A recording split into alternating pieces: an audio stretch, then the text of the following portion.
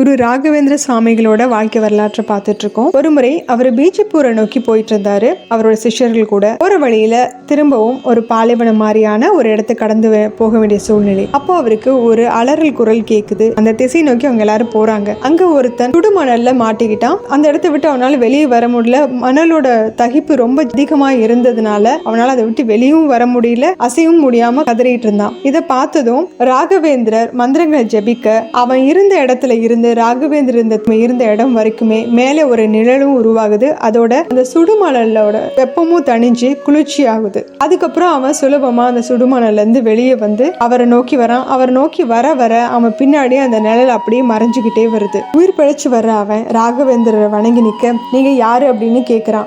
பீஜப்பூரை நோக்கி அவரும் ஒரு சிஷ்யர்களும் வரத சொல்றாரு. உடனே அவன் இப்ப வரேன் அப்படின்னு சொல்லிட்டு அங்க இருந்து ஓடுறான். அதை பார்த்துட்டு அவன் நில்லுப்பா, ஏன் இவ்வளவு வேகமா ஓடுற அப்படின்னு சொன்னாலும் அது கேட்காம வேகமா அங்க இருந்து ஓடிடுறான். எல்லாரும் பீஜப்பூரை நோக்கி இப்ப போறாங்க. பீஜப்பூருக்குள்ள உள்ள நுழையிறப்பவே மேளதாளத்தோட அவருக்கு பெரிய பிரம்மாண்ட வரவேற்பு நடக்குது. அந்த நாட்டோட மகாராஜா தலைமையில எல்லாரும் ஆச்சரியமா பார்க்கும் போது அந்த சுடுமணல்ல மாட்டியிருந்தான் இல்லையா, அவன் அந்த ஊருக்குள்ள போய் அவர் வர்றாரு அப்படிங்கறது எல்லாருக்கும் அறிவிச்சு அந்த வரவேற்புக்கு அவன் தான் ஏற்பாடு பண்ணியிருந்திருக்கான். அதனாலதான் அவன் நிக்காம இருந்து ஓடி இருக்கான். அங்க சில காலம் ராகவேந்திரர் தங்கி இருந்தாரு. பீஜப்பூர் மன்னர் ராகவேந்திரருக்கு ஜெகத்குரு அப்படிங்கிற பட்டத்தையும் கொடுத்தாரு. அரசு சின்னமா இருந்த வெண்குடையும் அவருக்கு பரிசா கொடுத்து கௌரவிச்சு வழி அனுப்பி வச்சாரு. இன்னொரு முறை ராகவேந்திரருடைய மடத்துல வேலை செய்யக்கூடிய ஒரு பணியாளர், அவர் கொஞ்சம் உடல் ஊனமா இருந்தது. அவர் ஒவ்வொரு முறையுமே ராகவேந்தர் கிட்ட தனக்கு மோட்சம் வேணும் அப்படின்னு சொல்லி கேட்டுக்கிட்டே இருந்தாரு. ராகவேந்திர அவருக்கு வெறும் புன்னகை மட்டுமே பதிலா கொடுத்துட்டு இருந்தாரு.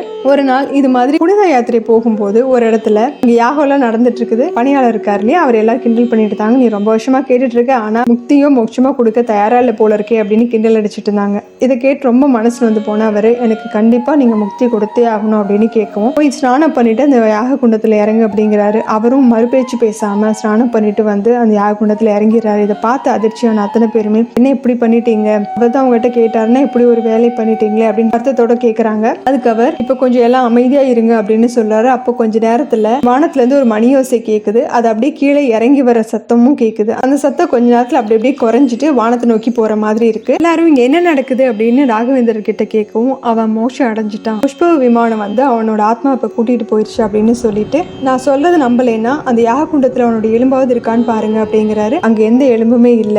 அதை பார்த்ததும் அவர் சொல்றாரு, அவன் கேட்ட முக்தி அவனுக்கு நான் கொடுத்துருக்கேன் அப்படின்னு சொல்றாரு. அப்பதான் அவங்களுக்கு ராகவேந்திரர் அவனுக்கு நிஜமாவே முக்தி மோட்சமும் கொடுத்துட்டாரு அப்படிங்கிறது புரிஞ்சுது.